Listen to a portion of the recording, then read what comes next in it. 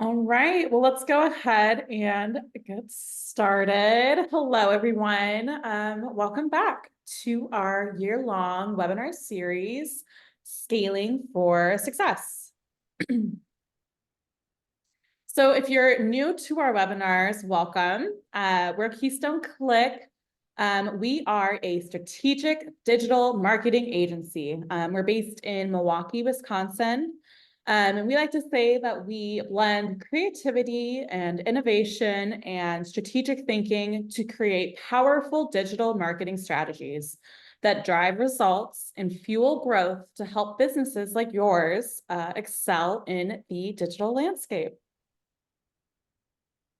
So we have an exciting session ahead where we'll discuss how to make sure when your business is ready to scale, your branding grows along with you.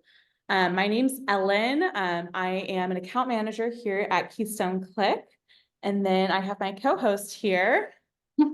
Hi, I'm 𝗦𝗁𝗁𝗆. I'm also an account manager at Keystone 𝗏𝗏𝗧𝗏. Excited to be hosting with you today, Ellen. We haven't hosted together before.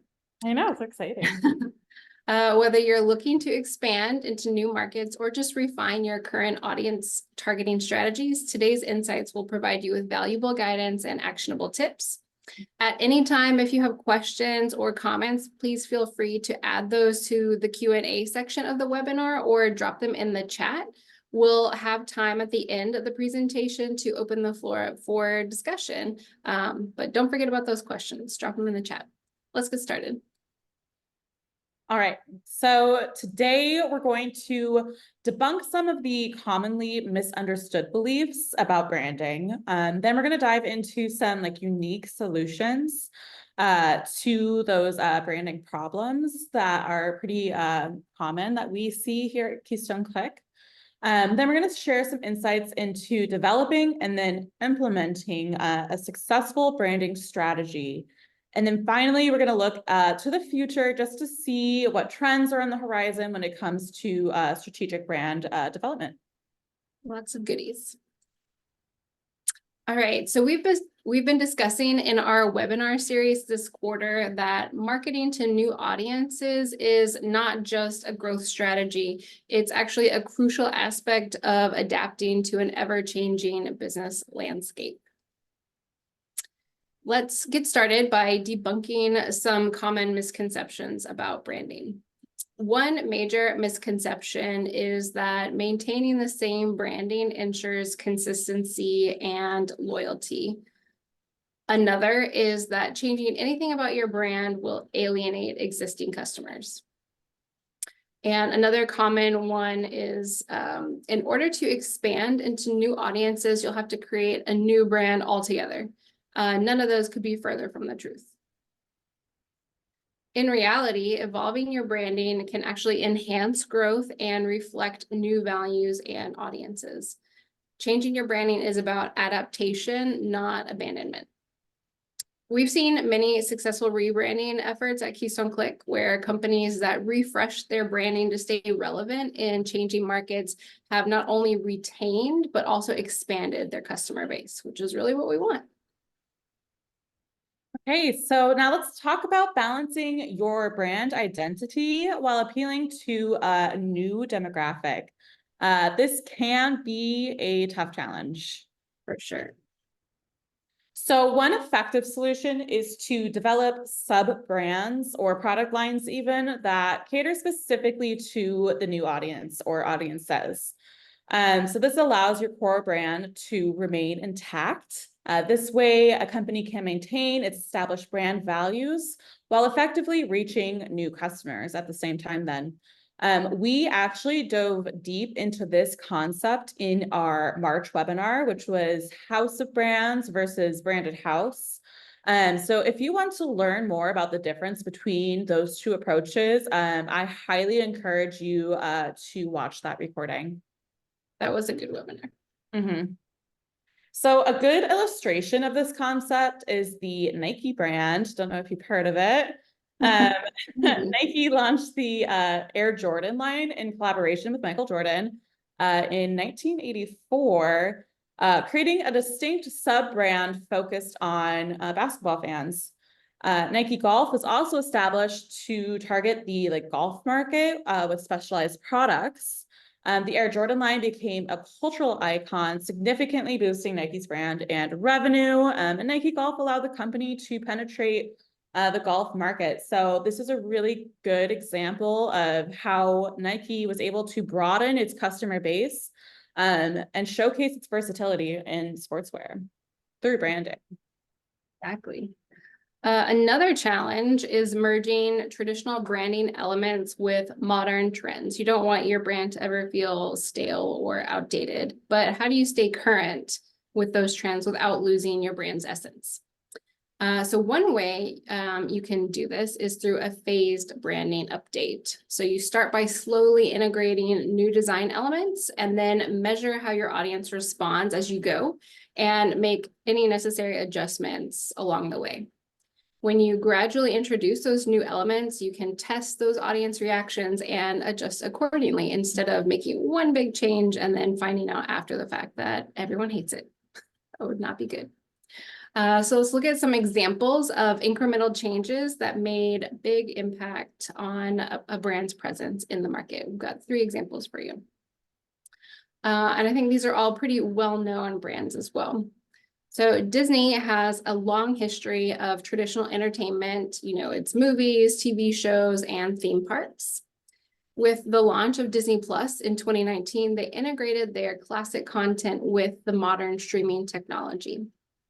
Disney Plus successfully attracted those longtime Disney fans and new audiences who are looking for some convenient streaming options. I know in my house, we moved away from Netflix to Disney Plus for some more family-friendly entertainment.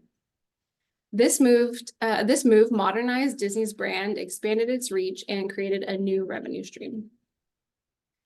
In 2017, Lego, which is known for its traditional building blocks, introduced Lego Boost, a line of robotics kits that combine physical building with digital coding. Additionally, Lego Ideas invites fans to submit and vote on new set concepts. Both of these initiatives allowed Lego to stay relevant in the digital age, engaging those tech-savvy kids and also adults, while retaining the core elements of creativity and construction. Lego Boost and Lego Ideas broadened Lego's appeal and market presence, and importantly, did not alienate either one of those markets, the kids or adult enthusiasts. And finally, in the early 1990s, McDonald's introduced McCafe to offer high-quality coffee products, aligning with modern cafe culture to better compete with Starbucks. They also implemented digital kiosks in their restaurants in 2015 to streamline ordering. McCafe attracted a new segment of coffee enthusiasts, which, their coffee is pretty good, positioning McDonald's as a competitor in the coffee market.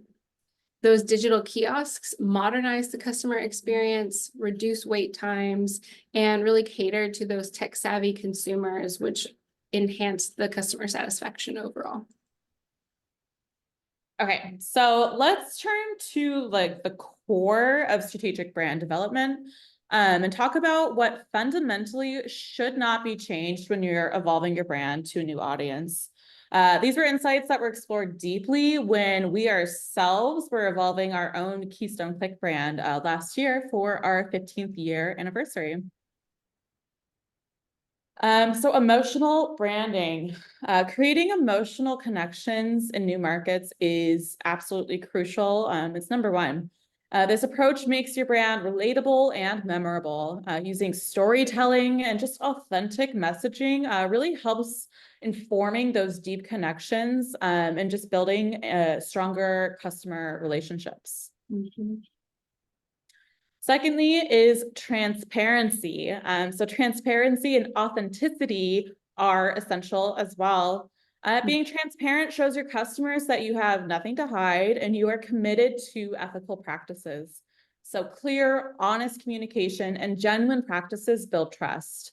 Customers appreciate honesty and are more likely to stay loyal to brands that they consider trustworthy. I feel like transparency is just becoming more and more important. What do you think, Ellen?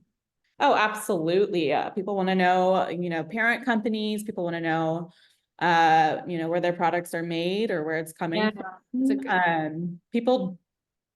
People know when they're reading language on a website if it's going in circles. Like they know that exists, and that's going to be just a huge negative. New audiences specifically too. Yeah, those are great points. Okay. Adaptability and iteration. So consumer preferences, behaviors, and market trends, they're consistently evolving. A brand that fails to adapt risks becoming outdated and irrelevant. By iterating and refreshing branding elements, messaging, and marketing strategies, a brand can remain aligned with the changing consumer demands and even cultural shifts. This allows them to maintain relevance, foster stronger emotional connections with customers, and position themselves for long-term success in an ever-changing business environment. I like that one. I can't even think of an example of a brand that's still around that didn't adapt somehow. Right. It's a must. All right, so as you consider the path forward for your branding as you scale your business, we want to give you some tips and tactics, and we'll point out some trends on the horizon as well when it comes to strategic brand development. All right, let's start with hyper-personalization. When it comes to trends, this is a big one. Using data-driven insights for personalized branding can significantly increase customer engagement and loyalty. When your customers feel that your brand really understands their individual needs and preferences, they're more likely to stay with you over time. I know I have definitely taken up some email offers that are really based on my past purchase history, so it works. We talked about this in a webinar recently as well, just like what that personalization looks like. And my favorite, I also admitted, if I've been shopping around for new hiking boots and I see an email about a sale for them, like that is going to get my click. Oh yeah, definitely. AI tools like predictive analytics, conversational AI, and dynamic pricing and promotions can help brands make those real-time adjustments based on market trends and consumer behavior. And so, yeah, like really play into those recent purchases or recent online searches to serve up content that is hyper relevant. And this definitely leads to better customer experiences. I know it definitely has exposed me to new products and services that I probably wouldn't have found otherwise. Another trend is sustainability and social responsibility, which we touched on a little bit with transparency. Today's consumers really care about the environment and social issues, and they want to know that you care too. So they really want to align with brands that also share the same values.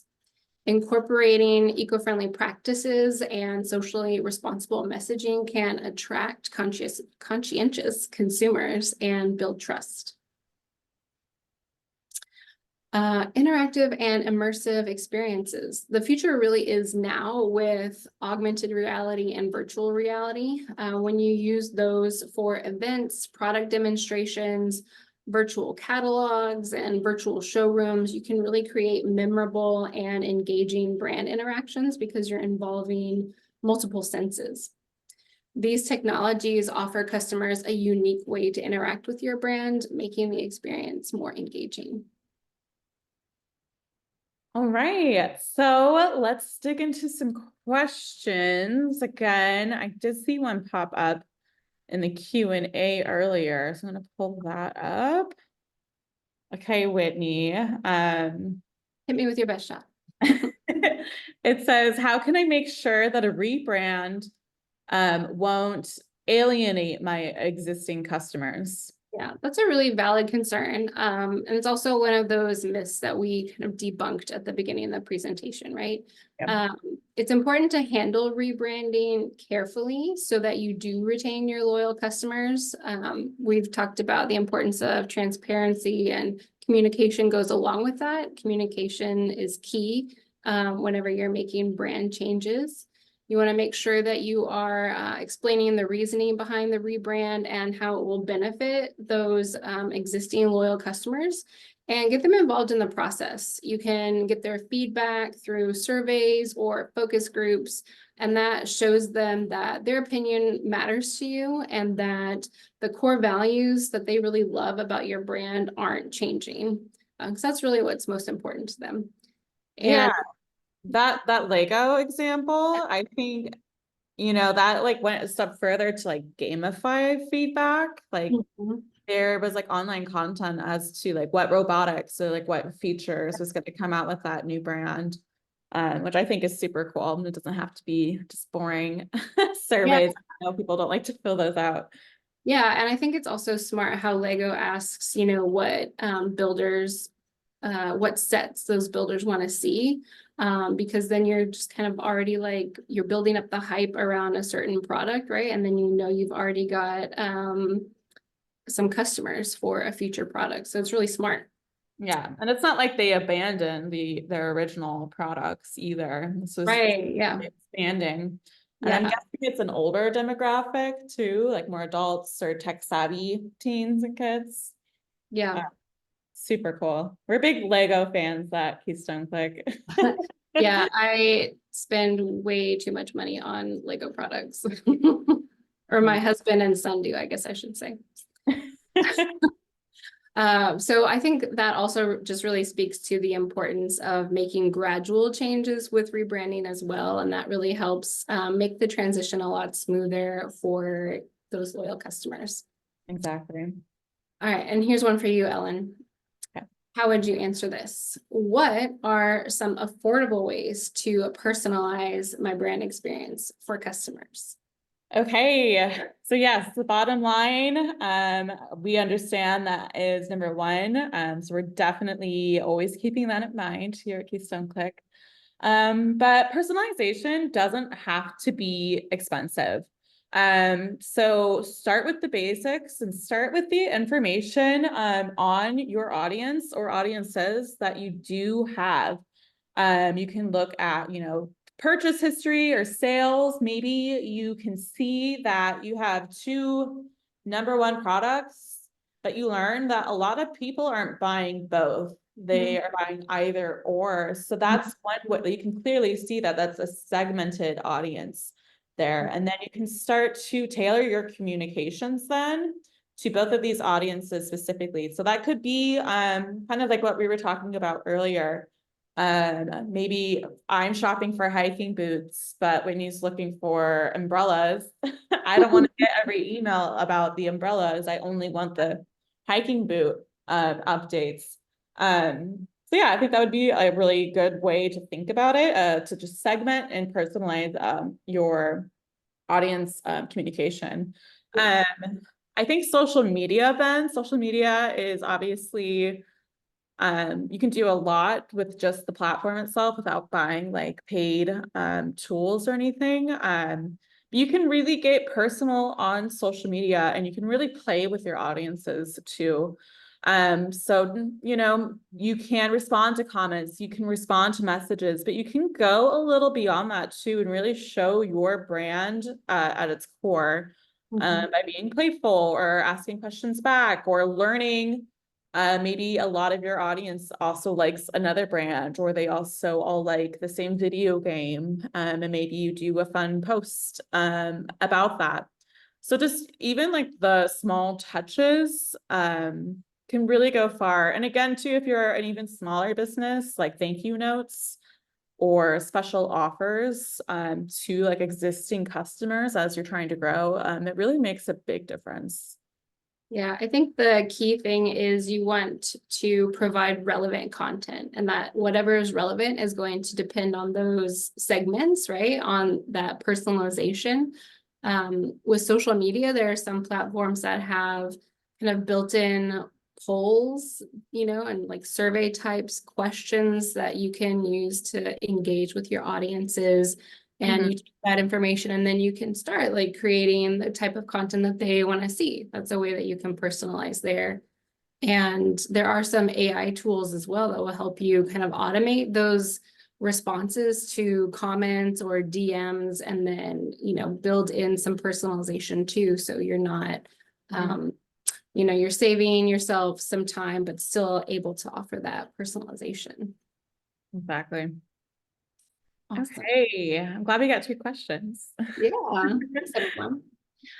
So as we wrap up, we want to invite you to download a free copy of your customer persona checklist as a thank you for joining us. This checklist will help you better understand your ideal customer. And then, like we were talking about, when you really understand your ideal customers and your target audiences, you can better segment and then personalize for them. So you can scan that QR code on your screen, or enter that bit.ly address entered here. I'll give you a second in case you need to take a picture or scan the code with your phone. Definitely want to take up the freebie. And while you've got that up, just want to let you know about our webinar coming up next month. It is your brand ready for your new audience? So you'll meet us here on June 20th at 1 p.m. Central for our next webinar. Well, thank you so much to everyone who joined us live, or those who are watching at a later date. Hello from the past. We hope you found it informative, inspiring. We're definitely here to make the best marketing decisions for your business. If you have questions, if you want to learn more about this, please reach out to me or Whitney, or anybody at the Keystone Click team. We would be thrilled to chat more. So yeah, have a great day, and happy end of May. I can't believe it's almost June. It's crazy. Thank you everyone for being here. Bye-bye.